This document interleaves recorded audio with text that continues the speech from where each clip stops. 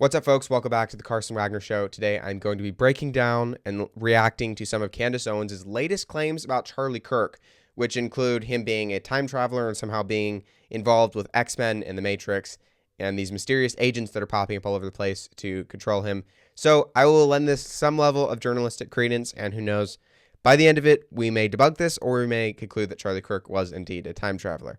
I doubt it, but anyways, if this sounds interesting to you, please subscribe, like, comment, turn on those notifications. You can also email me at thecarsonwagnershow@gmail.com if you have any questions, criticisms, suggestions for future episodes, literally anything at all.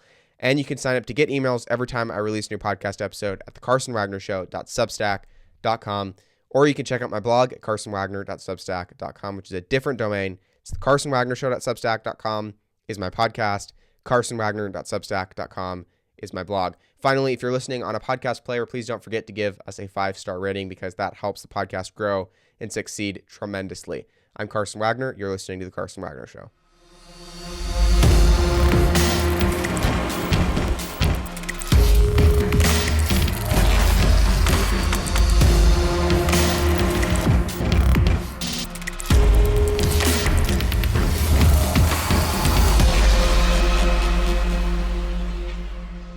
All right, folks, so there's obviously a lot going on in the world right now. We got the World Economic Forum in Davos right now. Trump is looking to acquire Greenland. Canada is somehow thinking that maybe they're going to be next after Greenland.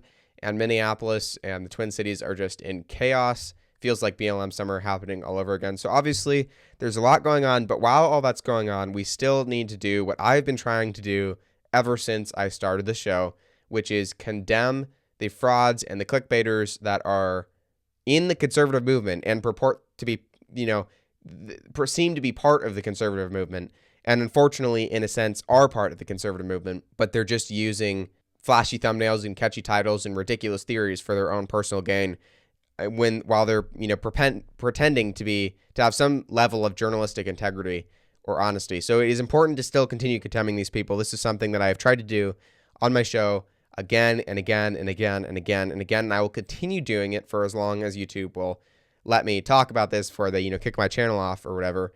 And so I'm going to continue talking about Candace Owens and her insane topics that she picks for her podcast episodes and the insane claims that she makes. And normally I wouldn't devote an entire episode to this because this isn't really something that's important enough. She needs to be ignored completely. But at the same time, this last episode on Project Looking Glass is legitimately insane. And it is, I don't have words to describe how crazy this is. It's to the point where I'm wondering if Candace is actually going through something like mentally, because this is crazy. And what the funny, and we're going to get to the episode reaction in just a minute. But before we get to it, a lot of people, I've gotten questions from several people about what I think Candace is actually doing. Is she crazy? Has she had a mental break? Is she just doing it for the money, or does she actually believe this stuff? So there's 3 possibilities. Those are the 3 possibilities. I don't believe for a second that she actually believes this stuff. There's no way any sane person on the face of the planet could believe the things that are coming out of her mouth about the X-Men and the Matrix and Charlie Kirk as a time traveler, et cetera, et cetera, et cetera. What people are saying is that maybe she's gone crazy and literally just had a mental break.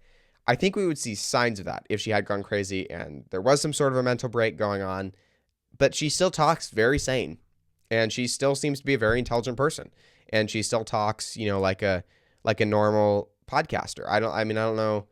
I think you'd notice if she had a mental break, and it wouldn't just be this obsessiveness over Charlie Kirk and Israel and these other crazy things that she thinks are going on.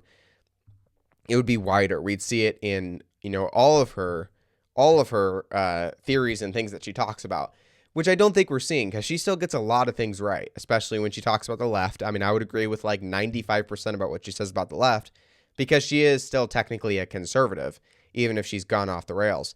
So I don't think she actually believes it. I don't think she's crazy. I think she's literally just doing this for money, which is honestly the worst motive possible. She's utilizing her platform of millions of people who are trusting her for journalistic investigations and honesty to push these wild conspiracy theories just to shock jock people and, make the back of their neck tingle and then she gets, tens of thousands of dollars for every episode that she puts out to do this. And obviously those episodes have increased engagement because there's a massive market for these kinds of crazy theories that don't actually have anything behind them. They just, make you feel good and make you interested. I mean, what do you think the History Channel is? So I think she's doing that, and I think it's really disgusting. And again, I will continue to call this out as much as possible. But without further ado, here is my reaction to the first 25 minutes of her latest podcast episode on Project Looking Glass. All right, you guys, happy Wednesday. I'd like to begin today's episode with a little bit of feedback for the deep state, the deep globalized state. All you guys had to do was to keep the cornucopia. We may have even let you rule over us forever. We may have never woken up to anything. That's my theory, okay? It was all well and good until you guys tried to convince us that Fruit of the Loom never had a cornucopia, right? There was one. We all know that. By the way, if you're watching this and you don't know that, I want nothing to do with you. You're in the wrong timeline. We are not in the same timeline. Today is going to be a very interesting episode. This is applicable, don't worry. It seems crazy at first, but this is applicable to the whole Charlie Kirk thing. Definitely philosophical, meta, because I don't think I will ever get over the fact that Charlie Kirk knew that he was going to die young. And I am starting to believe. So there's crazy claim first. Charlie Kirk knew that he was going to die young. That's actually not that insane. I mean, a lot of people think they're going to die young. The question is, of course, how does she know that? She provides no evidence for the claim, as you'll see. But that's claim number one. She thinks Charlie Kirk knew that he was going to die young. Believe that so did the agents that surrounded him throughout his entire life. Let's jump right back in. Welcome back to Candace.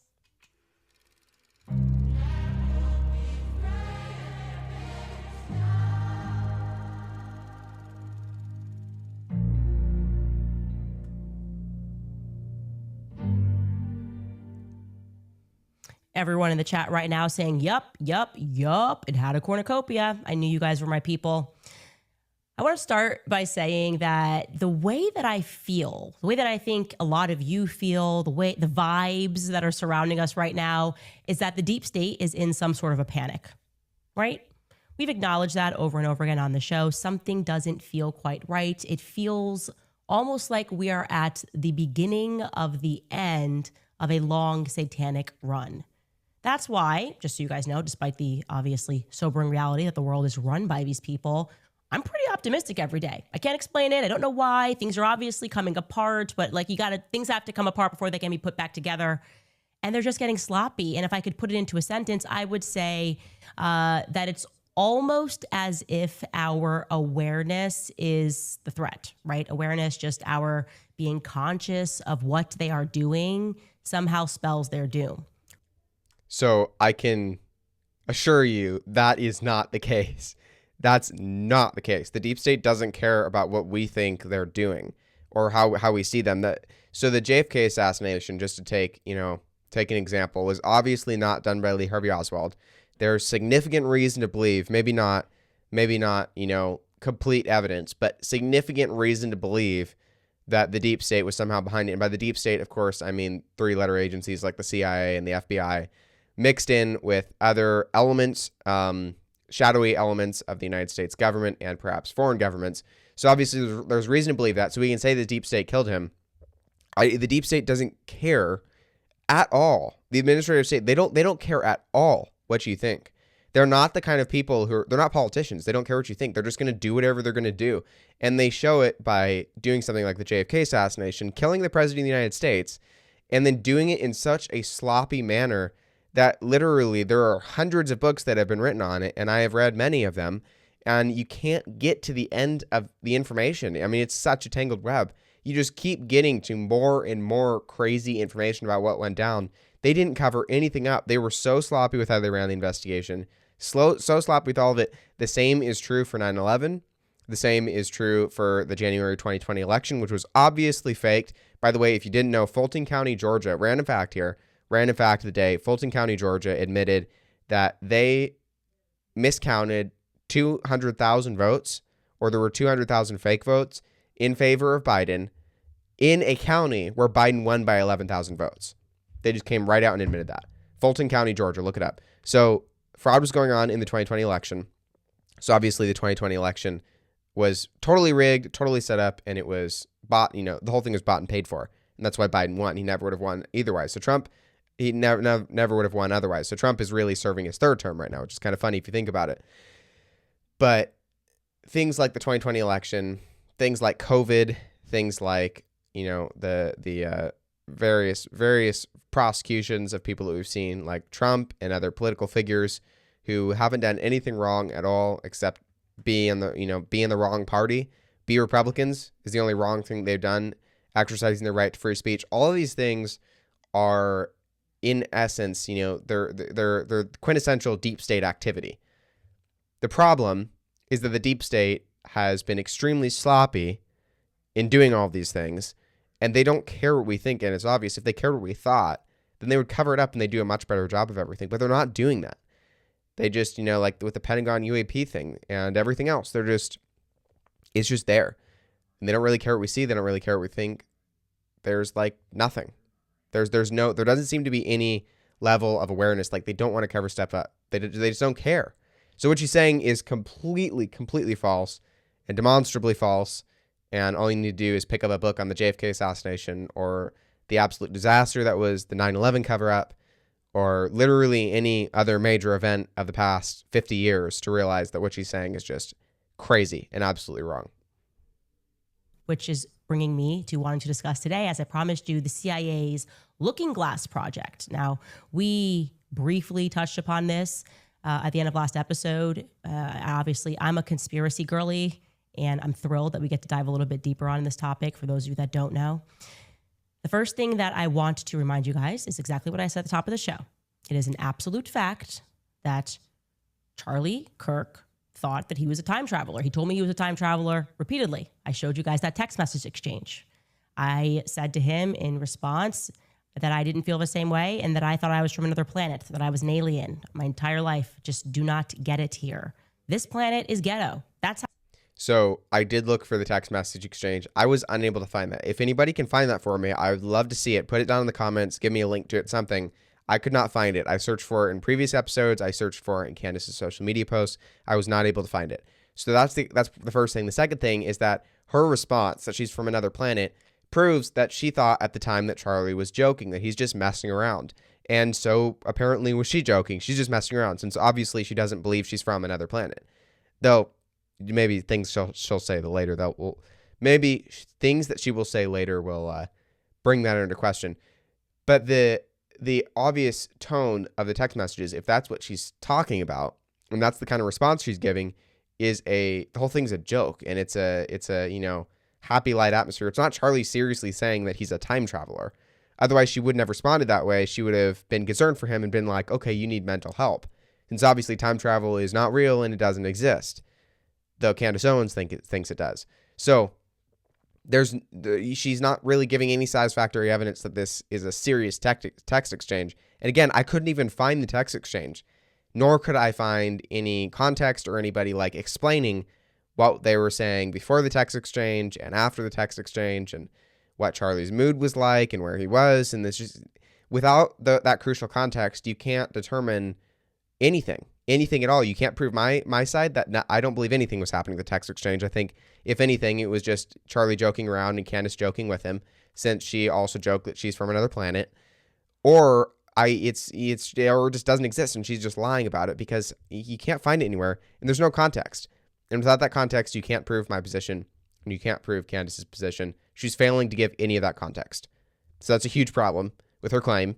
And I love how she gives no evidence here whatsoever. She just says, oh, I gave it to you guys before.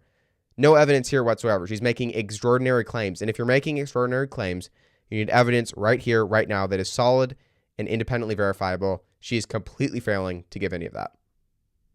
How I feel. I don't understand it. The rules don't make sense.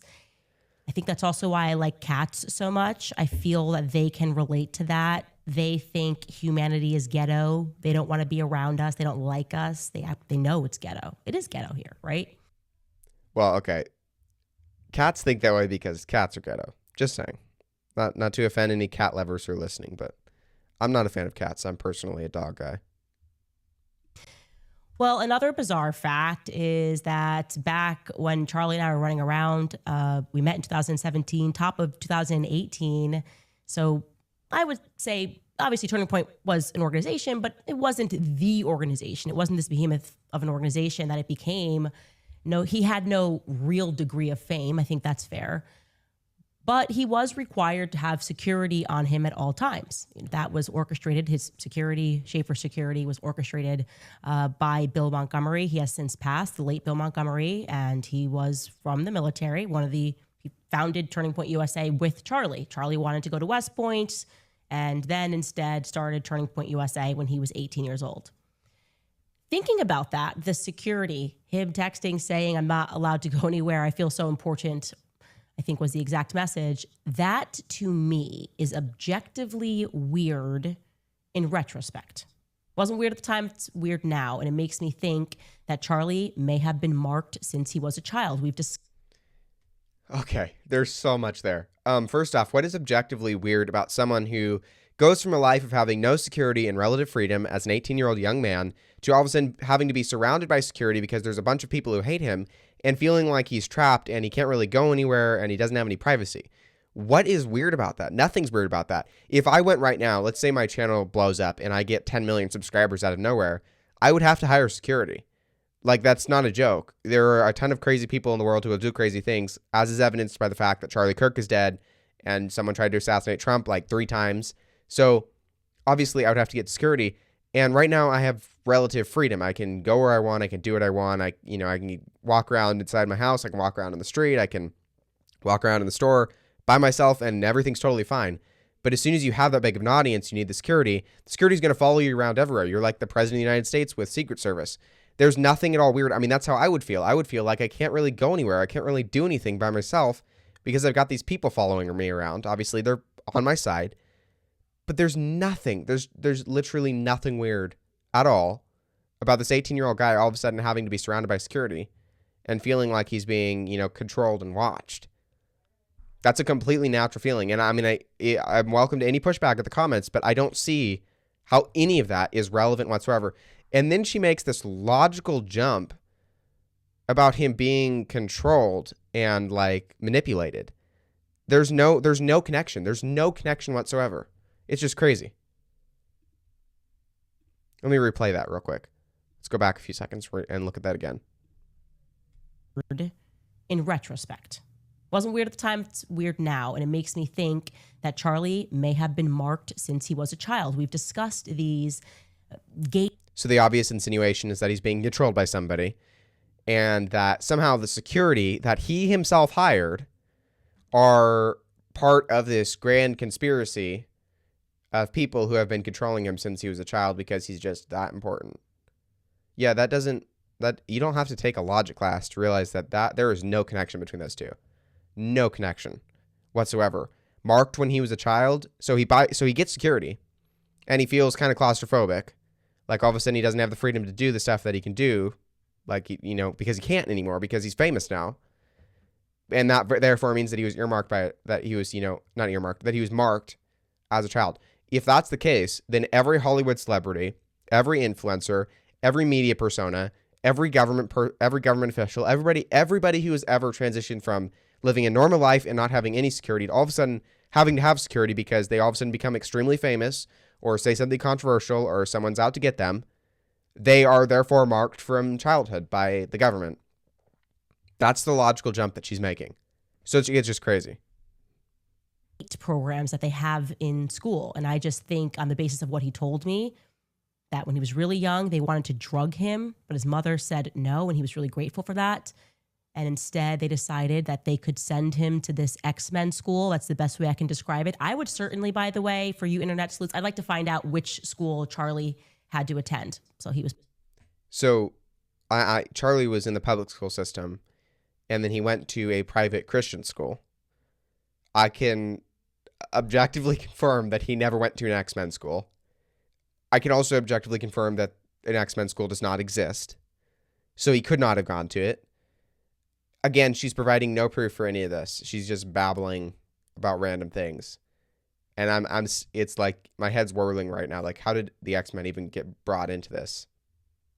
So he's marked from birth by, these government gate programs, which I'm sure they have, because the CIA has done a ton of crazy stuff, and that's by far not the craziest thing they've done.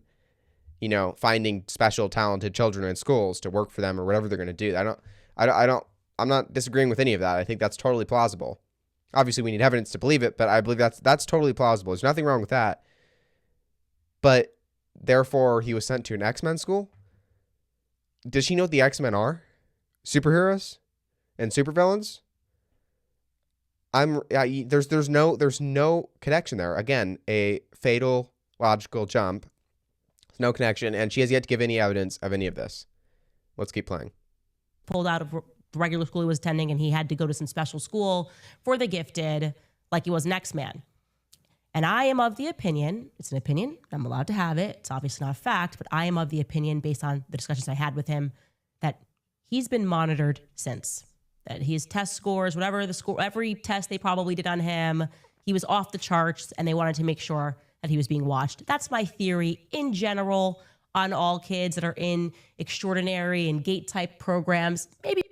Okay, so yes, Candace, you are allowed to have an opinion. 100%. This is America. Free speech, First Amendment rights. You are allowed to have an opinion because you're a human being. That's a God-given right. I have no problem with you having an opinion. I do have a problem with what you said right after. She said that she has an opinion, but it's not a fact. Why would you have an opinion about something that you don't believe for certain? Why would she hold this opinion? So when I have a political opinion, I do my research before I establish it and be like, no, this is my opinion. I do research. I try to figure out what's going on. I listen to people that are far smarter than me on the just the general idea of, what I need to believe and different facts about my political opinion and all this. And I don't have an opinion on something, say a positive opinion on something. I don't support something unless I believe it to be a fact. She is having an opinion on something, but she doesn't believe it's a fact.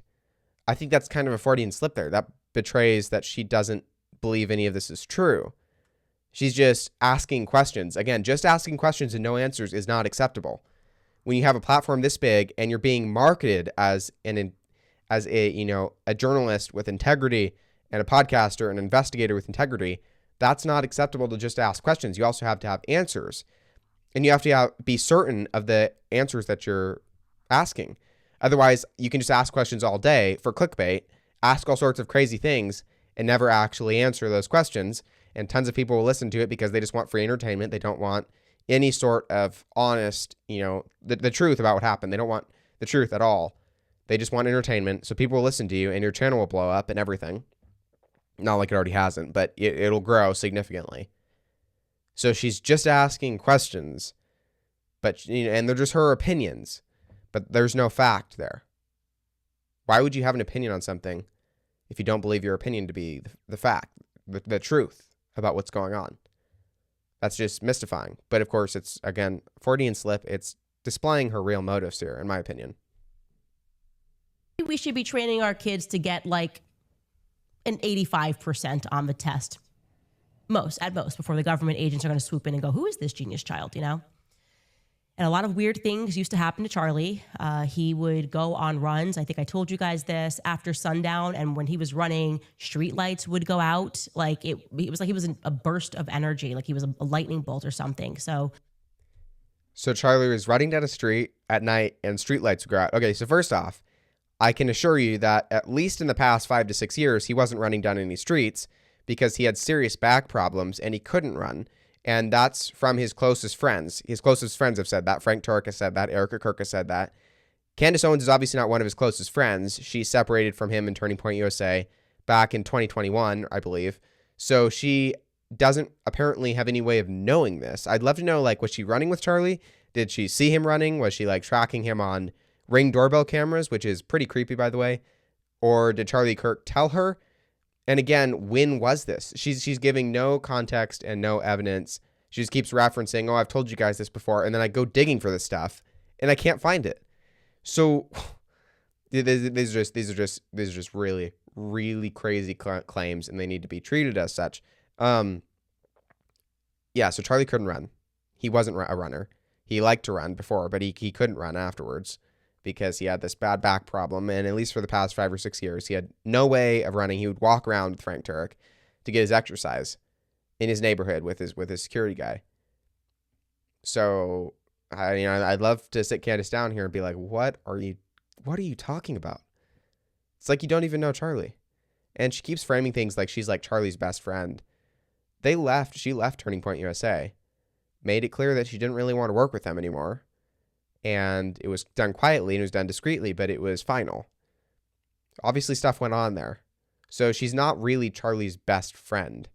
Charlie had a lot of other friends that were far closer to him, and they're directly contradicting like everything that she's saying. And then just the fact that Charlie was running down a street and the street lights would go out as he was passing by them. Therefore, it means that he had some energy field around him. Guys, that's crazy. That means if you're driving by a street light and a street light goes out, that means you're in a CIA government like gate program and you've been in it since you were a child, and you are an X-Man. And you have this energy bubble around you, and it's just causing all these streetlights to go out. She's actually saying this. Which is just, it's utterly insane. She's literally saying this. I mean, where do you even start debunking that? There are so many reasons for streetlights to go out. None of them include an energy bubble around Charlie Kirk as he's running by. It's also, can we address the unbelievable unlikelihood of Charlie Kirk running alone at night? She said he was running alone at night. He's like one of the most famous conservative people in the world. And you think he's going to run alone at night without somebody else with him? No. That's nuts. And it's too incredible to believe. And she's presenting no evidence for this. Her arguments hold no water whatsoever, logically. Anyways, let's continue. To slow this down for you, there are, just in general, all of these inexplicable experiences that we have in life, and they try to make it weird for us to discuss them. Like here's where the Matrix tie-in starts coming in. Even being philosophical and thinking about these things for a long time, they don't want that. Deja vu is probably chief among them. We all have experienced deja vu. We are certain something happened. So this is true, of course. There are a lot of weird paranormal, numinous experiences that we often have in life, including deja vu. I would classify deja vu in there. The problem, of course, is that it's, again, a huge logical leap to assume that that's somehow being controlled by people. I believe the government, in some scenarios, has had a very strong interest in keeping things normal and chill and not letting people talk about their paranormal and weird experiences and whatnot for various reasons. I have no problem with accepting that. The government has done that. That's just an established fact. But for her to assume that this mysterious they, notice how she fails to say who they even is. This mysterious they is controlling our like deja vu experiences and trying to make it socially unacceptable for us to talk about them. I can confirm it's not socially unacceptable to talk about deja vu because I do it all the time. And people do it all the time around me, and there's no socially unacceptable, taboo thing about talking about deja vu. Obviously, there is sometimes about more paranormal things, but especially in recent years, that has opened up a lot. And it's not, there are not many subjects that are taboo anymore, like almost at all. So nothing about her argument holds water. But we already did that, but it didn't actually happen. You're like, but I feel like it did. Oof, I just got a bad case of deja vu. Well, guess what? There's no official expert explanation for that. Sleep paralysis, for those of us who suffer that, I had some terrifying experiences before. So Candace is a Christian here, and this is where her theology needs to come in, or she claims to be a Christian. This is where her theology needs to come in, and she needs to say sleep paralysis is a result of like demons being around and stuff, not some weird government thing. I don't even know what she's trying to insinuate here. Like, and why is sleep paralysis lumped in with deja vu? Sleep paralysis is a paranormal, and I believe spiritual experience, because I'm a Christian, and I believe there are spiritual forces, and a lot of them are evil, and they're at work in the world, and they're not friendly to Christians. But she's lumping that in with deja vu. And also notice, again, there's no theology here. Her Christian perspective is just gone. As you'll see in a minute, she just keeps going. and offers no commentary on that at all, which is really, really bad. It's a really, really bad sign. It shows she's not thinking primarily like a Christian, which is how she should be thinking since she purports to be a Christian. I knew what it was. They don't really give us a full explanation for that. Similar, also, another example of things that are inexplicable and maybe somehow related to deja vu, the story of how I met my husband. I've told it many times, how I got engaged 18 days later. No one believes me. They don't want to accept it, except maybe Charlie Kirk, because he was there for it. But I already knew George. That's how I describe it. I saw his face. I know that doesn't make sense, but it happened that way. I looked at my husband's face and I already knew him. It was like a... That's called falling in love. I don't know what she thinks that's called, but that's just called falling in love. That's just you seeing a person, like, I like that person a lot, and then you start talking to the person and everything's so familiar about them. It's like coming home, is the way I heard one person put it once.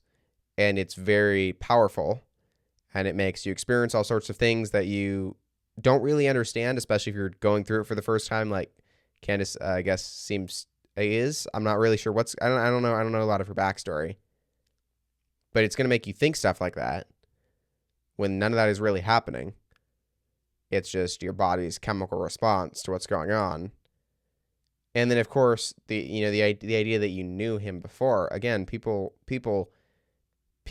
people who love each other are going to have that extremely familiar closeness. It's going to feel like they've known each other for years. That's just part of how we're designed. That's part of how God designed us. There's nothing weird or paranormal about that. Sigh of relief. And there's other explicable events and things like Charlie telling me that he was going to die young. Anyway, today we are going to be showing you clips from a YouTube channel called Be Inspired. We're going to link it in the comments as well, because they did such a fantastic job of diving into these phenomena and how they likely relate to another shady government CIA program, which came to be known as Project Looking Glass. This actually happened. These were whistleblowers that came out, like with all of these projects, people that are in the military, scientists coming out and saying, hey, government has this technology and they can peer into the future. I'm sorry, what? What does that mean? Anyways, the narrator of this channel, who I could not find his name to save my life because there's multiple people that work this channel, but he begins by taking us back to the Y2K scare. You guys remember that? Of course, you remember the Y2K scare. I was actually scared. I don't. I wasn't born yet, but she remembers it. I was young. I was like, oh my gosh, I just want to die like this. I don't want to die just because it's midnight and it's the year 2000 and they were just kind of pumping all this fear into us. Anyway, let's jump right into this clip. Let's start with Y2K. In the final months of 1999, there was a global concern that computer systems would fail when the date switched to the year 2000. All the software used only 2 digits to record years, so 2 nils might be read as 1900, potentially disrupting banks, credit cards, and ATMs may cease to function.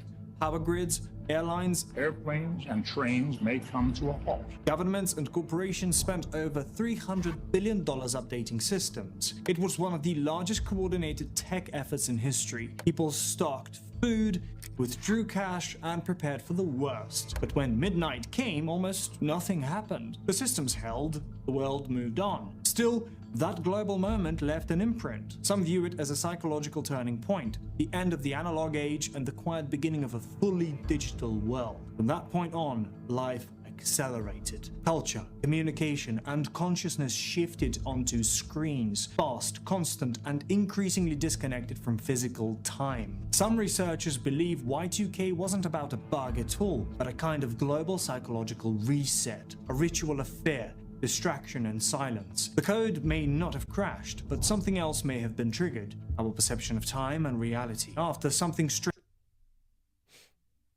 Okay, so everything he says is logical and it makes perfect sense, and then he jumps into how Y2K changed our perception of time and reality.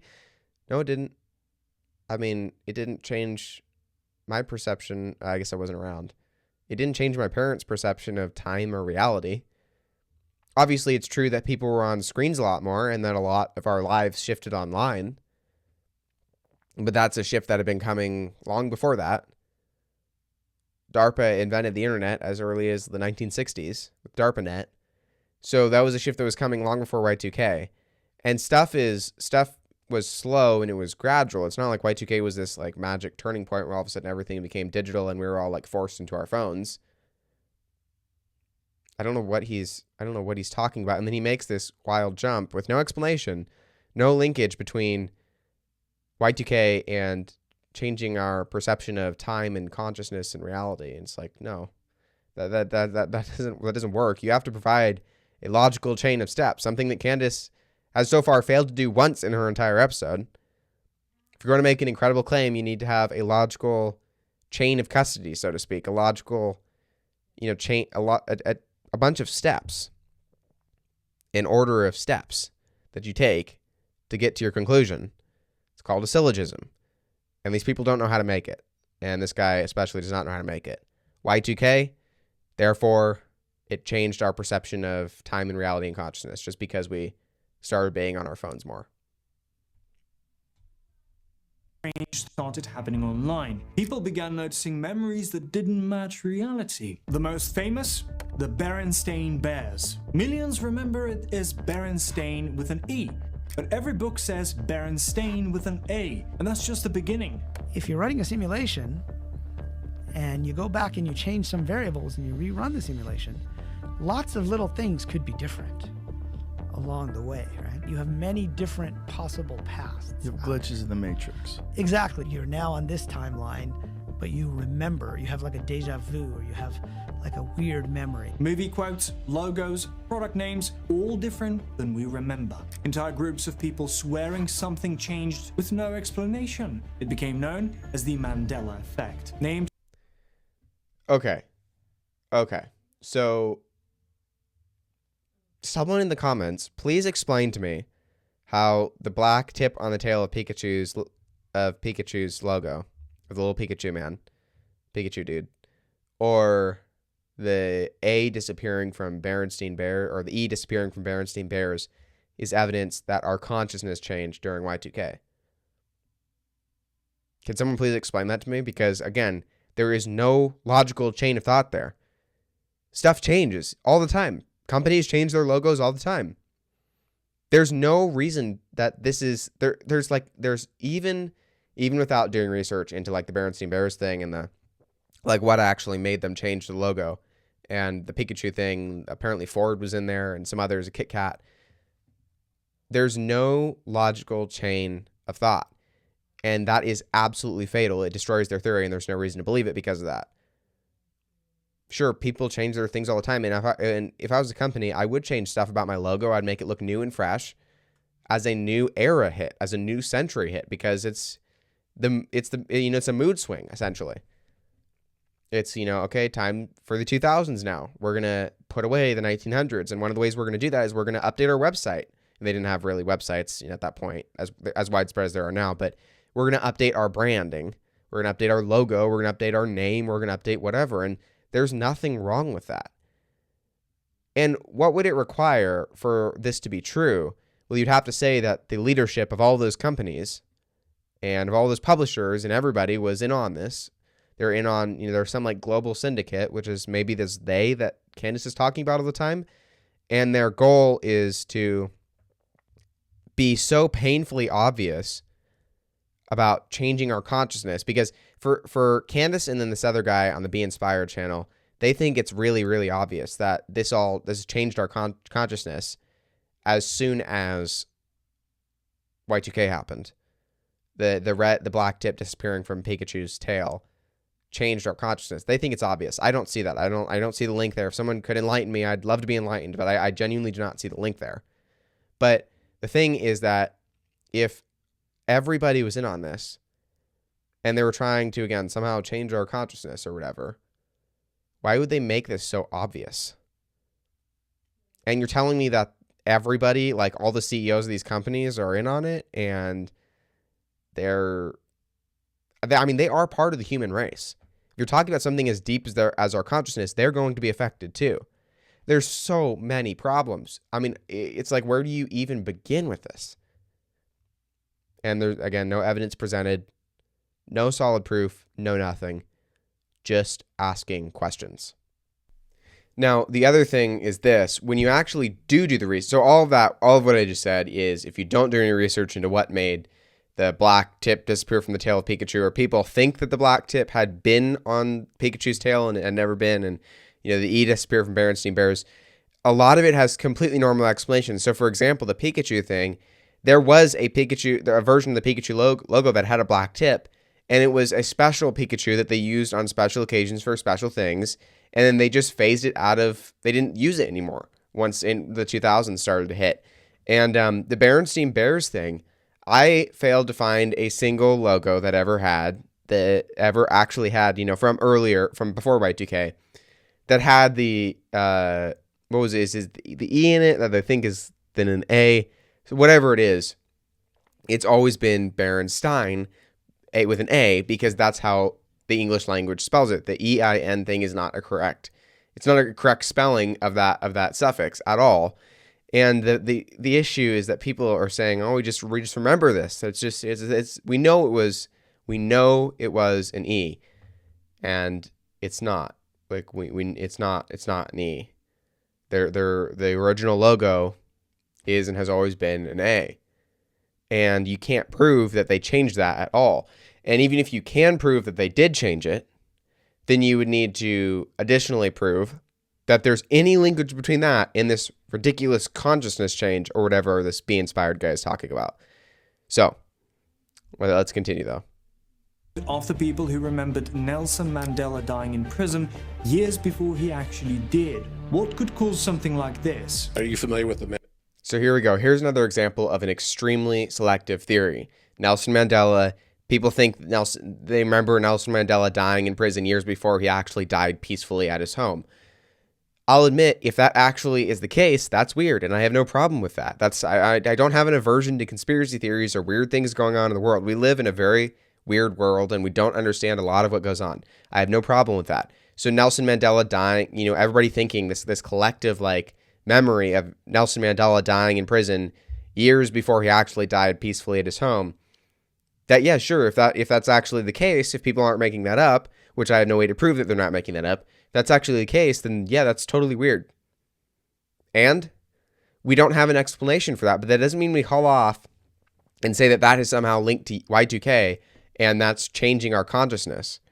There's no logical chain of custody, so to speak. So, for example, when the police arrest somebody, and especially if it's a really high-profile case and they've got a really, really important piece of evidence, the piece of evidence, as it transfers from police officer to police officer and detective to detective and lawyer to lawyer, because obviously it's got to go places, it has to constantly be within a chain of custody that is official, essentially. So every person who handles that piece of evidence has to sign off on it and be able to witness in court to the fact that they were with it the whole time and nothing happened to it and they didn't tamper with it and they handled it like it should be handled. This is how we should treat our... the whole thing is handled with extreme carefulness, because if it's not, then you get to the court case and one of the lawyers will just disqualify disqualify some piece of evidence, or some specific artifact that they have, or whatever it is that pertains to the trial, because it didn't go through this rigorous chain of custody. So it might have been compromised at some point. Somebody might have changed it, or if it's something digital, they might have edited it, or whatever is going on. We need to be like this with our chains of reasoning and our syllogisms, and we need to be, X plus Y, therefore XY. It needs to be very careful. It needs to be very much thought out, and it needs to be very in depth. Like, we need to have thought about the stuff before we talk about it. This is something that Candace is not doing. This is something that the Be-Inspired guy is not doing at all in anything. And they're dealing to millions of people. They're talking to millions of people about some of the most important things in the world. And they're completely failing to form actual syllogisms and make any sense whatsoever. This is not a good sign. Not a good sign at all. Mandela effect, yeah. Of course. Millions of people remember certain events that never happened. And so how do you explain that? As we go through our conscious progression, as we raise consciousness, the way we perceive the world, and therefore all that will exist in our world, will morph to that new resonance as a sympathetic resonance. So certain aspects of the old world will just no longer exist. And so we can still have a phantom memory of those experiences, whether it's like Jiffy peanut butter, or Luke, I am your father, which he never said that, right? All these things like that literally just like fall out of your new frequency, because everything in your world around you, including time itself, is retrocausal. The world around you that is no longer fitting your frequency will disintegrate and dissolve. Okay, so I'm not trying to start a world war in the comment section today, but Pikachu had black at the end of his tail. Obviously, I don't know when they hit delete on that button, but he definitely had black at the end of his tail. Some of these things just don't make any sense to me. And it's just amazing that we just sort of accept it and we just keep moving on. And when you start asking questions, they try to paint you with, no, don't ask the questions. Just keep going on. Let's just pretend. Let's just pretend that, there was no cornucopia. Anyways, this brings us obviously to the CIA's project Looking Glass. Essentially, there were these whistleblowers, like I told you, in the military and within the CIA apparatus that came forward to reveal that the deep state had a technology, which they stole, of course. Please do not miss the part that I keep explaining to you. These people are not smarter than you. They're just more evil. They steal, they plunder, and they steal things, and then they rewrite history and pretend that they were geniuses. Anyways, they have a knack for murder, they have a knack for theft, and this time, just like a lot of times before, they stole a device from the ancient Sumerian civilization that's located in modern day Iraq. Note how she fails to give the name of that civilization, or any outside any outside evidence that we could use to actually research that to verify her claims. None of it's down in the comments too. I've checked, and none of it's in the description. So it's not, she's giving no independently verifiable evidence that there is even an ancient Sumerian civilization in Egypt, and she's not being specific with what she's saying. It's all the theys, and it's all the, there's just an ancient Sumerian civilization. Well, what's the name? Can you at least give us the name so we can look it up and verify what you're saying? Nope, none of that. Not good. Very advanced civilization. They're obsessed also with Egyptian civilization, as we discussed yesterday. The Satanists kind of taking and reintroducing these things. First, they keep them to themselves. They hoard these things, and then they kind of give us certain aspects of technology as time goes on. So they steal this piece of technology, and they incorporate it into a computer, and suddenly they're apparently able to predict future outcomes. Just imagine the deep state being able to look into a glass, so to speak. The Sumerian culture was known for their advancement in glass, and to see different outcomes. I mean, the amount of power that you would have, and then also fathom in your mind that the people that are Satanists have this power. Take a listen. This is where things take a turn, because according to Bill Wood, a former Navy SEAL with high-level clearance, the US military once had access to a device called Project Looking Glass, a technology that could supposedly view potential future timelines. The project was shut down because there was a problem when we approached 2012. The timelines converge on that point in time. When you know how string theory works and how the possibility of possibilities works, and how making one choice over here doesn't necessarily mean that the other choice couldn't exist at the same time. But once you get your brain wrapped around this subject, you find out that at the end of 2012, in an easy way to put it, the choices that we make become less and less consequential to the future. And eventually we're pushed into this bottleneck of time, no matter which choice we make. Okay, so is that certainly 2012 in your understanding? It's well coincides with December 21st, 2012. So at that point, all possibilities lead to the same timelines. Rubicon. All possible timelines lead to the same basic set of history in the future. And after that, they shut it all down. Now ask yourself, Why would a system like that be buried, and what exactly did they see? Because this isn't just about false memories or tech. It might explain why everything since 1999 feels frozen and artificial, like we're on rails in a version of reality that wasn't meant to last this long. And if you think that's wild, wait until you hear what else Looking Glass may have revealed. So I have no problem with saying that the CIA has done a lot of these things and the American government has done a lot of these things because we know they have, like in MK Ultra and various other, what the Department of Energy has done, especially in the 20th century, with really, really bad and creepy and, remote viewing kind of experiments and a lot of stuff like that. I have no problem with believing that. I already believe all that. I already believe all that's going on. So I'm not saying that the CIA didn't do Looking Glass. What I will say is that I did try to research this, and I cannot verify that this program did exist. There's stuff on the internet, and there's always stuff on the internet for everything. If you really want to get down to it, there's stuff on the internet for anything you want to find or any theory you want to believe. There are people who believe it, and there are people who support it. So it's not that I couldn't find stuff on the internet, because you always find stuff on the internet, but I couldn't, in all honesty, say that, yeah, Looking Glass is 100% certain it existed, they were doing this, and we know they were doing it.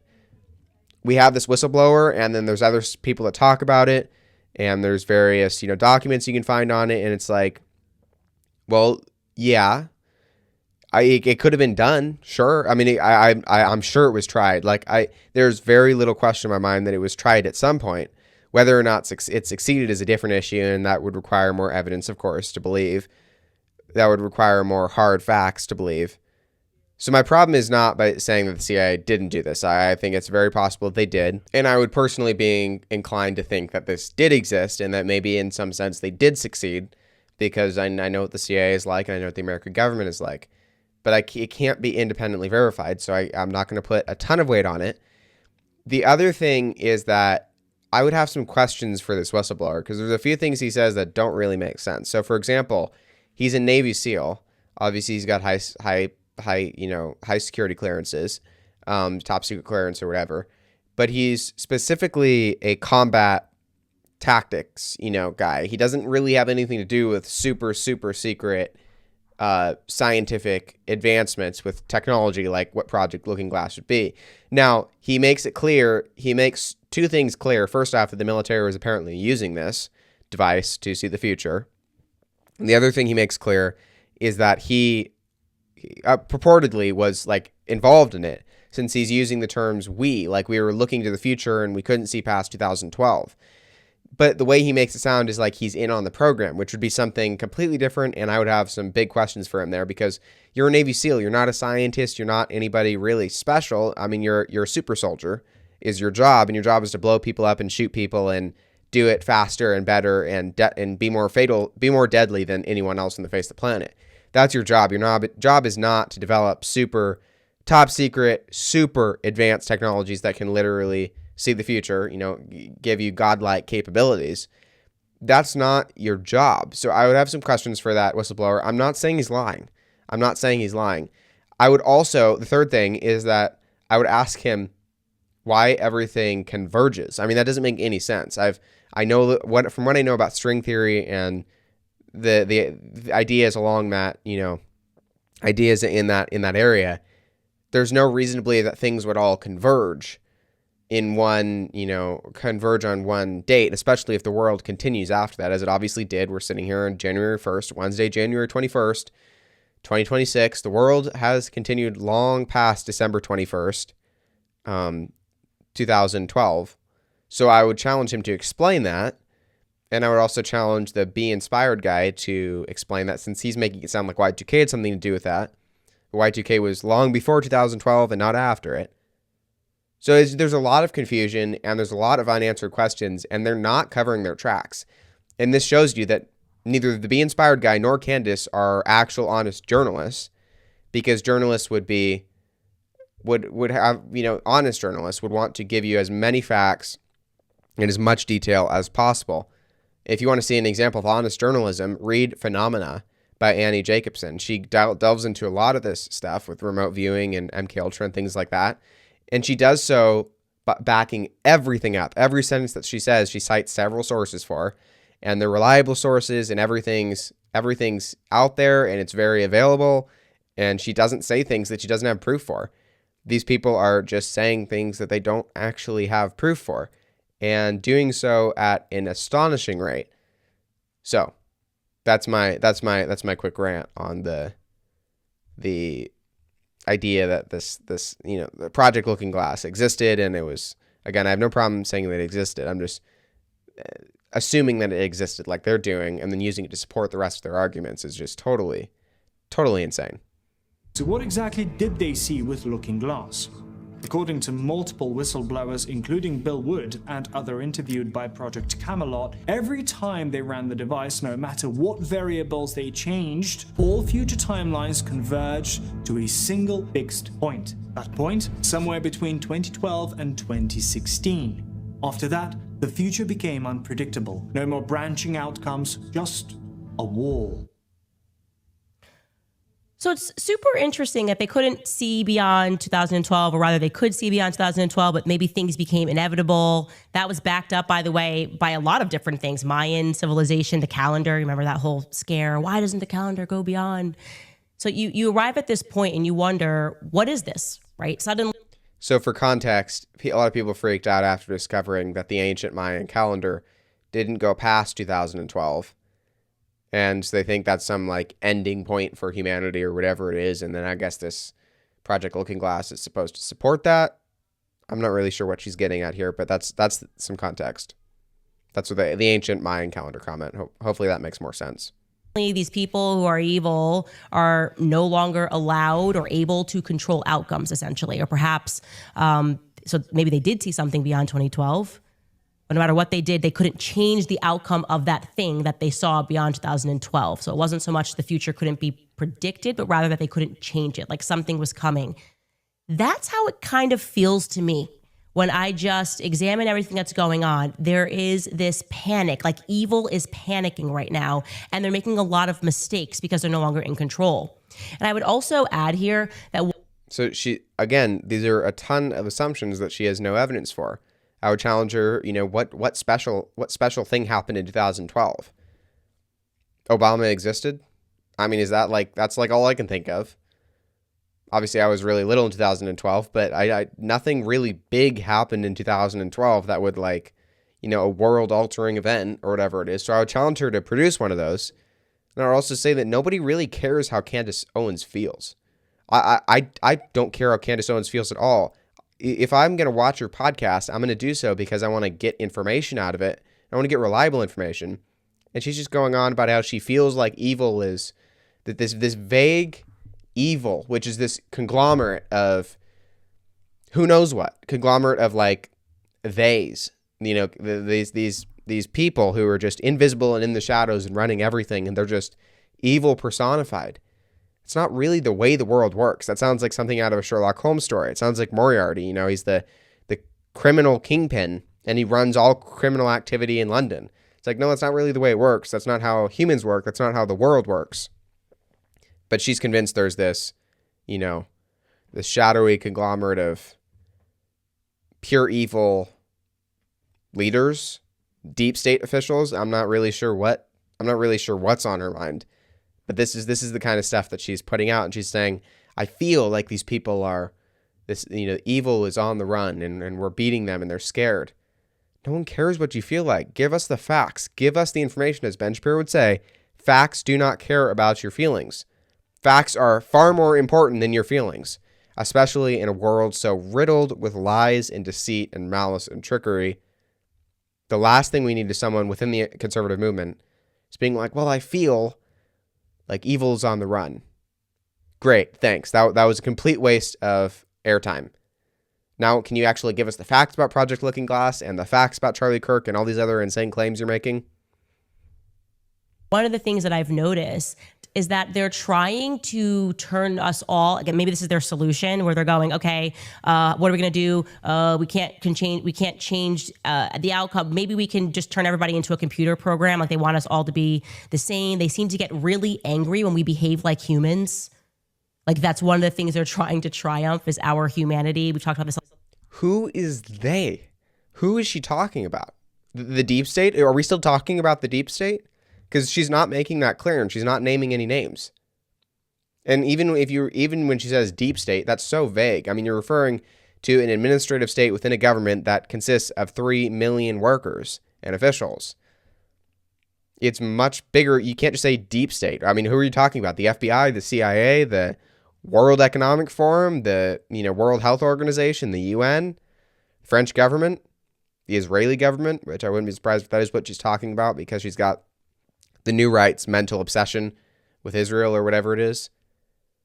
Who is they? Who is they? A lot with the Charlie Kirk story, the reaction, how we felt icky, but they were like, what's wrong with you? How dare you feel icky? How dare you not like this? Don't you know this is what he would want? It's like their inability to defeat our humanity is angering to them. Now, something that was crucial, which was revealed about Project Looking Glass, was that the people who were in the room while this device was being operated, their conscious thoughts impacted the device, okay? So just imagine this. What they were thinking in the moment was changing future outcomes. Thoughts influenced future outcomes. That piece is super relevant to what we're going to discuss. And I obviously... So right here is where, again, Candace's theology should come in. It hasn't come in at any point, which really makes me question how she views herself as a Christian. Because if you're a Christian, your theology should be first and foremost, but she's not bringing it in at any point, which is just wild. Right now is when Candace's theology should come in and say, well, the Bible would have something to say about this, since we know that God controls the future. He is sovereign Lord of all, and every future outcome is determined by him. It can't be influenced by the thoughts of humans inside a room in the CIA where some super advanced technology is being used. I mean, the devil could influence you to think that way. You could be totally fooled into thinking that way by other humans, but the outcome is not really changed. Humans do not have the ability to control the future. God has the ability to control the future, and he decreed it before creation. And it's not like we can just change stuff with our thoughts. And I'm very open to being corrected on this, and I may be very wrong, and this is speculation here. I want to make that clear, so I'm not like Candace. This is complete speculation here. But I would posit that this is not something God would allow us to do. Okay, he literally divided all the languages in the Tower of Babel because they built a tower that was too high, and they were becoming too powerful because of that. And you think now they can control the future, and he's not doing something like that? He's not stopping them? Additionally, there's also the fact that we see, she's claiming, or she's making the insinuation, obviously, that she believes that they were able to control the future with their thoughts. I know that's not the truth. If they were able to control the future with their thoughts, the world would be a very different place. We are still free right now. We still have freedom of speech. We still have freedom to assemble. The world is still Christian in a lot of ways. I mean, this is evil personified. Again, we would all be under their control. The world would be unrecognizable if they were able to change the future with their thoughts. Not to mention the fact that get into the actual mechanisms of how that even works. They just build a little device that just changes the future. It doesn't really work that way. I mean, it sounds awful spiritual, but it doesn't really work that way because there are 8 billion people on planet Earth with free agency to do as they wish and to make decisions to choose between A and B. So saying that one device is somehow manipulating all that and changing all that, I'd be worried, like, if that's true, they're getting into the demonic realm or something, because it's not really something humans have control over and will never have control over, obviously. But that's also why I don't believe it's true, because if it was true and if it was the case, we would know certain people would be controlling the world right now. They would obviously use it for their own gain. They'd make themselves the richest. They'd give themselves the most power. Again, whoever they is that we're talking about, this conglomerate of evil that she refuses to name. And if it's the deep state, we all know they'd be using this for their power, for political purposes, to gain wealth for themselves, to do all sorts of horrible things. and just to benefit themselves personally. None of that's happened. None of that has happened. And I know because we're still living in a free and Christian nation. So that's pretty reminiscent of one of the themes of The Matrix. I just am going to assume everybody's seen that movie. If not, you should watch it because it was And oh boy, here comes The Matrix. way ahead of its time. And he is going to connect that dot here. Take a listen. So what exactly did Project Looking Glass revealed, and why was it quietly shut down? The people involved began noticing something strange. No matter what variables they used, the results kept showing the same future, a point where all possible timelines seemed to merge. That moment, somewhere between 2012 and 2016. After that, everything became unclear, like the future could. So just so you notice, this is all being repeated all over again, which is indicative of the fact that they don't really have any content. This is just conspiracy theory, a clickbait that's on the internet that Candace found from somewhere. Maybe she's following this channel and this is where she's getting all of her insane ideas. Maybe that's what's going on. I would not be, not be surprised at all. Couldn't be read anymore. This brings us back to 1999. A year that might have marked more than just the turn of a century. It's also when The Matrix was released. At the time it was seen as just another sci-fi movie, but looking back it feels like something more. You've been living in a dream world, Neo. The film introduced a powerful idea, that the world we experience might not be what it seems, that reality could be shaped or even simulated without us knowing. And once you start asking questions, things begin to change. That idea resonates deeply with what many have felt since the early 2000s. The time feels different, that the future doesn't feel open the way it once did. Almost like things are repeating themselves. Again, this vague language, the future doesn't feel open. What does he mean by that? The future feels the future sure feels open to me. I mean, like, what is he talking about? There's no specificity. Everything is extremely vague, which is the mark of a liar or someone who's making things up or doesn't know what they're talking about. And I would charge you to, weigh what I say against the same standard. If I'm not specific, if I'm not giving you evidence for what I am saying, there is no reason to follow me. Just don't go and subscribe right now. If I'm not doing that, unsubscribe. You can scroll down below and hit the unsubscribe button. But this is just crazy. There's no specificity. The future doesn't feel open anymore. Can you clarify? There's no way to understand what he means, like, even in the slightest. Again, that is the mark of a liar. This is just conspiracy theory clickbait through and through. The same cycles, the same events, showing up again and again. Some people even report. Yeah, that's because history just repeats itself because we're humans and that's how we operate and that's how God designed the universe. There's nothing unusual about that and there's no reason to believe that somehow connects to the Matrix. Okay. Also, consider the fact that maybe the Matrix was made in the first place because of humans who are experiencing these things, and it was them, experiencing things like deja vu and sleep paralysis, weird things, paranormal things like paranormal and numinous and out of the ordinary things like Candace was talking about at the beginning of the episode. What if they made the Matrix because humans experience those things on a regular basis? And they're like, hey, it'd be cool if we made a movie out of that. I mean, personally, I believe I used to try to write a lot of fiction. I didn't get very far because I wasn't a good writer, the past couple of years. But and now I've kind of given up trying to write fiction. But one of, I believe, the best stories, I may not have written it very well, but I think I do have a very powerful story that maybe someday I'll try to actually write and publish or something.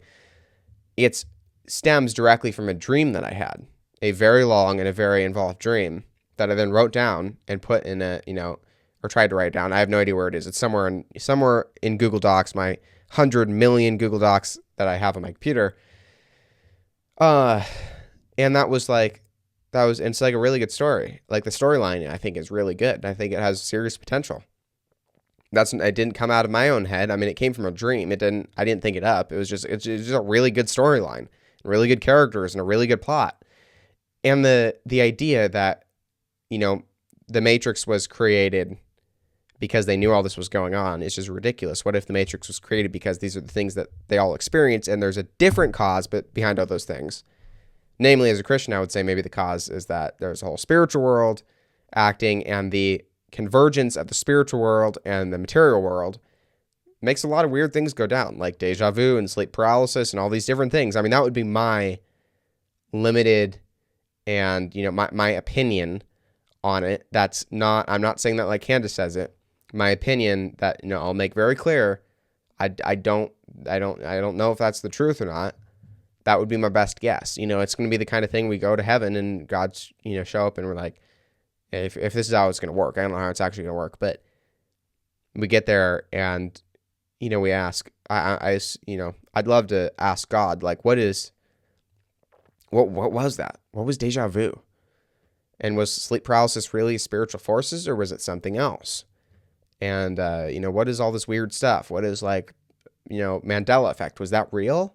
Was Project Looking Glass real? Was stuff like that real? I mean, I don't know if that's what it's going to be like, but those are things that we would all like to ask because we don't actually know. We have no way of knowing that my side is for a certain the fact and her side is for a certain fact. And my criticisms of Candace Owens and the Being Inspired guy are based off the fact that they're treating all this like it is fact when it's obviously not fact.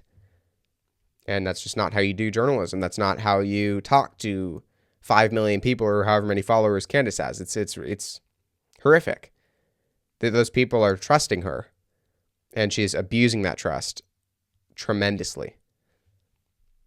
Seeing repeating numbers everywhere like 1111, 222, 444, almost like little glitches or signals hidden in everyday life. And strangely enough, this idea of patterns repeating, of cycles you can't escape, lines up with what Looking Glass operators allegedly encountered. The sensation that the future was already written and that all paths lead to the same outcome. Fast forward to 2012, some whistleblowers claim that a confidential briefing took place where certain agencies acknowledged the shift, a kind of convergence in human potential. This document, released by the CIA, explores consciousness as something that can move through time, even outside of the physical world. It discusses remote viewing, time.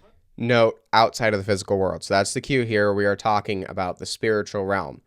At which point, Candace needs to come in, and she doesn't do this, but she needs to come in and bring theology into this because we're Christians, and as soon as the spiritual realm starts being talked about, we have things to say about that because we are part of the spiritual realm, and we serve a God who is part of the spiritual realm, and he is very, very real. So there should be a lot of things to address here theologically, and she's not doing any of that, which, again, really makes me question, is she thinking primarily like a Christian, or is she thinking primarily like someone who wants to get more views on her YouTube video?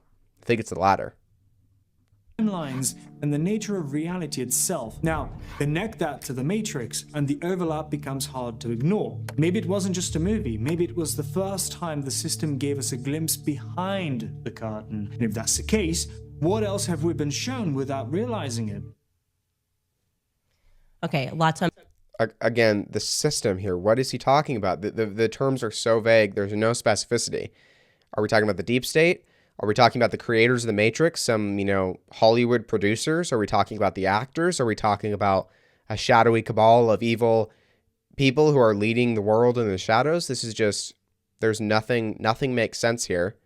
And there's no specificity, which is the mark that someone is, which is, it's a sign, a glaring 15-foot neon sign. This person is not telling the truth. Impact there. First, I'm going to say, just regarding the movie The Matrix, you should look into how even the script for The Matrix was stolen, allegedly. But to bring this back to my earlier point about all of these things that are happening or have happened that are seemingly inexplicable, it just lives inside of me that Charlie Kirk knew he was going to die. How? How was he so certain that he was going to die young? How is that possible? How was he even able to describe it as this tragic event? How did he know? How was he certain, by the way, as he said in those messages, that from the moment he signed onto the dotted line to begin Turning Point USA, he knew he was going to die. He knew his death was going to be related to Turning Point USA. That's not a coincidence, okay? It is completely absurd to have people, I don't know, maybe just a coincidence. No, that's not a coincidence at all. Why did he know that I was going to defend him? Also, why did Charlie think he was a time traveler? He said, as I showed you in earlier messages, that he was a time traveler and he had to find me. Is that just something people are saying to their homie? So she's actually making the claim that Charlie was a time traveler and he was coming to find her. Again, no specificity, whatever the heck that means. No specificity here. If this was an honest investigation into Charlie's alleged claims about being a time traveler or the Y2K thing or any of this, if there was any honest investigation here, there would be far more specificity than what you're seeing. The other thing is that everything is always about her. Did Candace ever take a moment to stop and think that maybe the whole world doesn't revolve around her? She has made the claim before that Charlie Kirk has showed up to her in dreams and told her things. If that's true, and if she really did get those dreams, I would caution her to shut down her podcast for a couple months and go talk to a pastor and maybe go to a mental health institute and get rid of that, whatever that mental problem is or that spiritual problem is, before you come back and continue to influence the lives and thoughts of 5 million people. But she has this unbelievable ego. She thinks everything revolves around her. Charlie Kirk knew that she would be the only one to defend him after he died. Charlie Kirk was a time traveler, and he came for her. Everything revolves around her. That's the sign, again, of a liar and someone who has a massive ego. This is just plain as day. If you can't see this, then I don't really know what to say. It's plain as day. And text messages, and again, not anything that I would have placed so much emphasis on back when he was saying it, but it came to fruition. The other parts, he did die young. Yeah, and maybe she should have not placed emphasis on it. So not placing emphasis on it in the moment, as she herself just admitted, is a sign of what was actually going on in the moment, which is an unserious, laughing, jokey kind of atmosphere. Not anything serious. Charlie Kirk didn't actually claim he was a time traveler. Okay, he was very sane and he was very normal. Why did he think that him dying young was necessary in order to change things? He did die young. It is related to Turning Point USA. In some way or another, at the very least, we could all agree it's related to him speaking at a campus event for Turning Point USA. I'm totally occupied by this. I tell you, I read these messages and I'm going, what is this? What is reality, actually? And this is way too deep. You don't read joking messages from a friend about being a time traveler and be like, what is reality? What is reality? Guys, do we exist? No, that's ridiculous. And if you do that, then there's something wrong with you. Or you need to go become a philosopher or something and live in a cave alone and write a ton of stuff and I don't know what. That's just ridiculous though. And Charlie died. Yes, like I said, it was related to this organization. And I think we would all agree that his death and the manner that they did it changed the world in ways that I don't think we can fully realize, or certainly not in a way that I can articulate. You just cannot pretend that all of this is one big unhappy coincidence. It's entirely plausible, I think plausible, that they knew something about Charlie. And that's why they had him marked and had him monitored and had him likely followed since he was young. And maybe they thought, like the agents think, that if they swarmed him and they stayed with him and they pretended to be his friend, that ultimately they could control Charlie and perhaps change an outcome. They could literally change an outcome related to Charlie. So when for the first time in his life, because I do believe he was managed, I mean, I've already said I was handled. I didn't recognize that I had agents. And for the first... That does not bode well for everything else she just said. She has agents? Is she even talking about people? For the love of all that is good, true, and beautiful, please just clarify what on earth you mean. Specify. Is she even talking about people? I don't even know. And if she is talking about people and she knows they were there, what are their names? Why is she not giving any names? If she's not talking about people, then what is she talking about? Ghosts? The lack of specificity is absolutely deadly, and it betrays, where she actually is on this. If Charlie peeks his head up and starts to push back in a meaningful way, you couldn't stop him from becoming bigger. That seemed to be inevitable. But they panicked. They seemed to have panicked. So they could control the future, but they couldn't stop him from getting bigger. Yeah. That really checks out. That really makes sense. Panicked, right? I mean, this is just starting to happen within a year. When Charlie's going like, hey, man, I don't actually think this. I don't actually believe this. And then he goes, you know what? take the money. Take the money out of the organization. Think what or believe what? Charlie Kirk had no major political ideological changes in the past few years. It didn't happen. There weren't any major political or ideological changes. He'd always been a Christian. He's always been a conservative. He has always supported Israel. Yeah, that's right. He has always supported Israel, no matter what you hear to the contrary.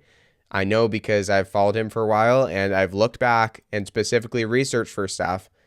He has always supported Israel. I'm guessing that's kind of what Candace is implying here, because Israel's her, scapegoat for everything. He didn't have any major political or ideological changes. So what is she talking about? Name positions. Give me the changes. Clarify. I'll say this. I've said this a billion times. I'll say it again. Specificity. The lack of specificity is the mark of a liar.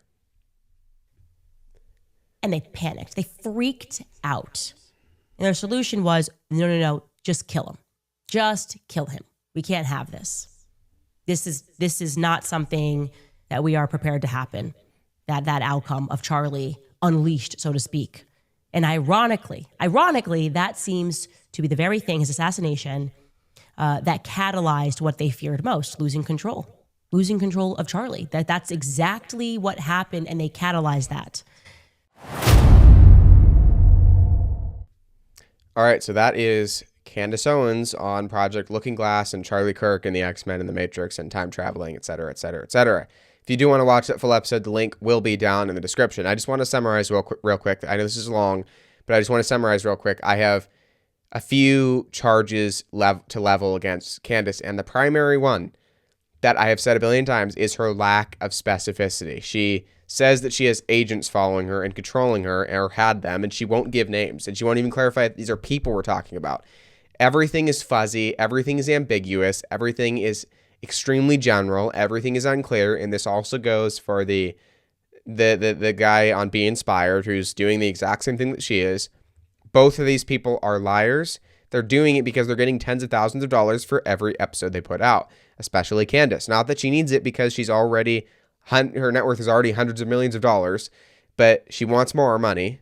I mean, this is the only motive I can possibly think of, and I'm going to leave room open for debate here. If there's another motive, I'm happy to hear it, but she's getting tens of thousands of dollars per episode. She has a conflict of interest in growing her channel because it's a business.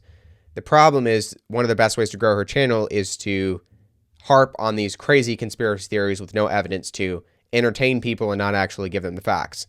I believe wholeheartedly that is what's happening. Her lack of specificity is absolutely critical. It's absolutely fatal to everything she's saying. Same with Be Inspired's lack of specificity. Their logical jumps are unbelievable. They're some of the worst I've ever seen. They make the Democrats look rational and logical, and it just never ends. It just never ends. She goes on to talk about a lot more in the episode for different things, a lot of which I actually agree with, especially with what she talks about right after that one. So again, you can check all that out. The link will be down in the description. Again, if you have not already, please subscribe, hit that notification bell, comment if you have any questions or literally anything at all. You can email me at thecarsonwagnershow@gmail.com as well. If you want to get emails every time I drop a new episode, you can go to thecarsonwagnershow.substack.com and sign up there. You can also check out my blog at carsonwagner.substack.com. And if you're on a podcast player, please don't forget to leave us a 5-star review. Thank you so much for listening, and I will see you next week on The Carson Wagner Show.